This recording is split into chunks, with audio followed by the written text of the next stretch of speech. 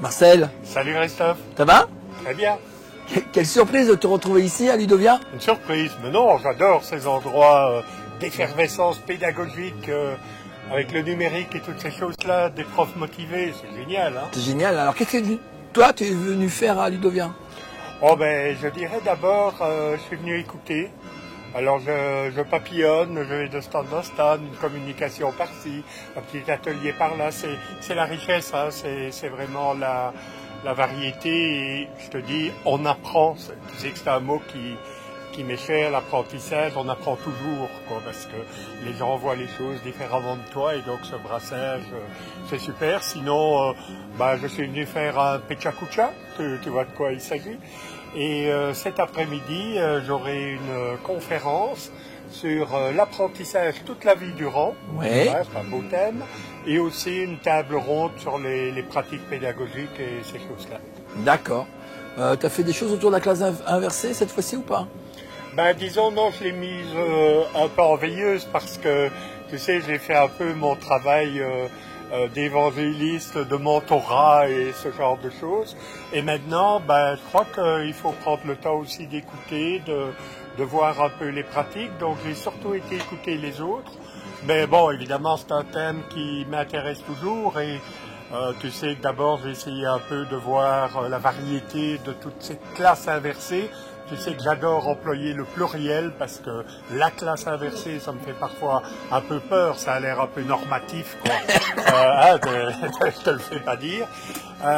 J'ai travaillé aussi la différenciation, les différentes méthodes, hein, tu sais, l'agencement de la classe, les contenus, les types de compétences qui sont travaillés.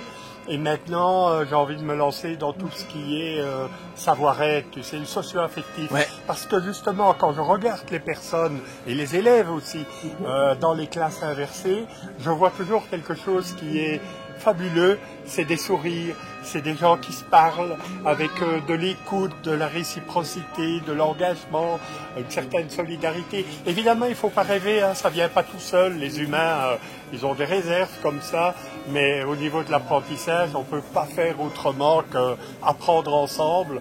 D'abord, il y a trop de choses qui se développent un peu partout. Et ensuite, l'apprentissage, c'est vraiment quelque chose de collaboratif parce que il doit toujours s'ajuster avec les contextes. Hein. On n'apprend pas une chose une fois pour toutes. Il faudra sortir de cette idée théorique très normative de nouveau pour voir un peu cette mobilisation autour des connaissances. Là, il était enthousiaste. Ah oui. Enthousiaste. Il est ressourcé, Marcel. Pour la rentrée, t'es ressourcé. Hier, j'ai assisté à un truc sympa. Je sais pas si tu as pu y passer sous la tente de la classe inversée, le procès de la classe inversée. Ah oui, ça doit être très bien. Ah ouais, c'était pas mal. Ça a été filmé. Je sais pas si ça a été bien filmé parce qu'ils ont fait ça qu'avec des smartphones. Mais j'ai trouvé la façon d'argumenter, de contre-argumenter, c'était assez intéressant comme format. Oui, mais je l'ai toujours dit, hein, et je dis ça avec beaucoup d'amitié, de respect, de gentillesse. J'ai toujours dit, quand j'ai parlé des classes inversées, il faut écouter les grognons. Parce que si on écoute juste ceux pour qui tout va bien, parce que ils ont la chance peut-être d'avoir le charisme, la façon de faire, etc., etc., les remarques qu'on nous fait sur la vidéo, est-ce que les élèves vont regarder la vidéo, est-ce que ça ne va pas destituer le professeur de son rôle et tout ça, ce sont des questions extrêmement pertinentes et le fait d'en discuter, finalement, ça consolide le concept, ouais. Tu vois. Et donc ça, c'est le procès de la classe inversée. Je vois bien aussi la première activité de lancement du ClickX Ludovia, où on a fait jouer à des profs des petites scénettes, finalement une sorte de théâtre forum sur les classes inversées, et je trouvais ça génial, les profs qui parlent aux profs, quoi. C'est vraiment les élèves qui parlent aux élèves, etc. Donc de nouveau, cette intelligence collective qui se développe. Bon, j'avais une question sur le pechakucha, ça t'a plu? Le pechakucha, tu sais, c'est vraiment l'activité où je me sens pas encore tout à fait à l'aise. C'est contraint, hein. Et donc, je l'ai contraint. Mais ça aussi, c'est quelque chose d'important. On voit souvent l'apprentissage, on entend les grands pédagogues, c'est toujours lénifiant, tout le monde va apprendre, etc. Je crois qu'il faut rappeler aussi que on apprend face à des défis, face à des obstacles. Et donc finalement, moi je le considère comme ça, tu sais très bien, et les auditeurs savent très bien aussi que je préfère les grandes envolées de conférences d'1 heure et demie et comme laisser faire, je passe à 3 heures. Et là, finalement, c'est un exercice de synthèse auquel tu m'as confié. Alors, ce qui m'a séduit aussi, c'est que finalement, les consignes, c'était la même chose pour tout le monde, hein, participer, changer, contribuer. Et on a entendu, je crois, 7 interventions, ouais, c'est ça.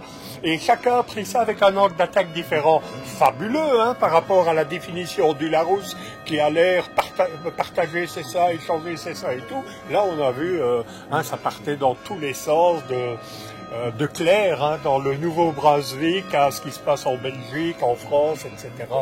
Une belle activité, Christophe. Non, c'est bien amusé.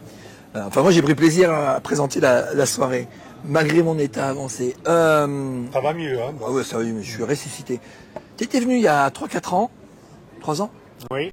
Il y a eu il y a 3 ans, on était 500, on a doublé la population présente à Ludovia. Toi, moi, je viens à chaque fois, donc je vois cette évolution-là. Qu'est-ce que tu penses de l'évolution de Ludovia? Ben, quand on le dit, comme tu l'as dit, on est passé de, je pense, 400, 500 à plus de 1000 hein, maintenant. On a une crainte que l'esprit de départ.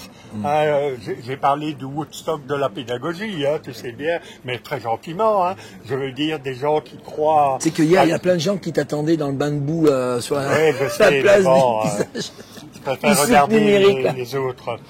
Et donc il y a cet esprit que tout est redevenu possible, on est des makers, on va le faire, etc.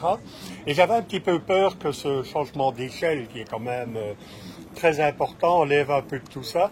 Ben non, hein, finalement, vraiment, félicitations à Eric et Aurélie, parce que l'esprit a tout à fait été conservé avec des lieux de rencontre, une grande variété de type d'échange, hein, des ateliers, communication, conférences et tout, et surtout favoriser la rencontre entre les personnes.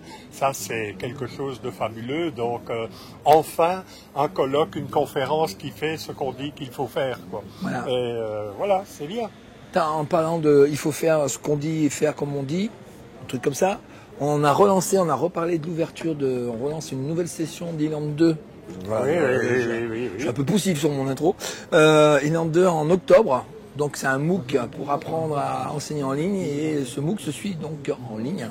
Donc on vous met en situation d'étudiants qui apprennent en ligne pour créer des cours en ligne. Donc on lance ça début octobre avec Marcel. Oui, un vrai MOOC, hein, parce que c'est vrai que depuis l'intention du départ, où les tout premiers MOOC finalement étaient plutôt des associations un peu dans le cloud, d'échanges, etc.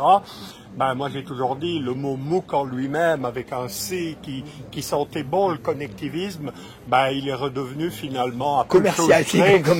Commercial, je ne sais pas, parce que c'est quand même resté en la partie gratuit, mais ça reste quand même dans l'expositif, l'application avec un peu de forum de temps en temps, alors que les vrais MOOC pour moi, hein, ceux qui ont été lancés par Dons et Siemens, finalement c'est eux qui ont fait cela, bah, c'était le connectivisme, et je pense que le connectivisme, il faudrait encore le travailler un peu plus, comment cette intelligence collective dont on nous promet les merveilles, ben, comment nous allons la faire, parce qu'elle ne va pas venir du ciel, elle ne va pas venir des autres, elle va venir de nous, avec les autres. Donc si vous voulez mettre en exergue votre intelligence collective et pas subir l'intelligence artificielle, venez voir comment ça se passe chez nous. Ah oui, on n'est pas fait pour robotiser les enseignants. Hein, non, on n'est pas trop pour. Hein. Bon, bah merci Marcel. Ben, c'était toujours un plaisir, Christophe. On te reverra à Ludovia, je pense. Ah bah oui, évidemment. Maintenant, j'ai pris le pli et je crois que ça va aller. Ah mince, il a pris le pli. Bah ça marche, à la prochaine, ciao. Allez, salut.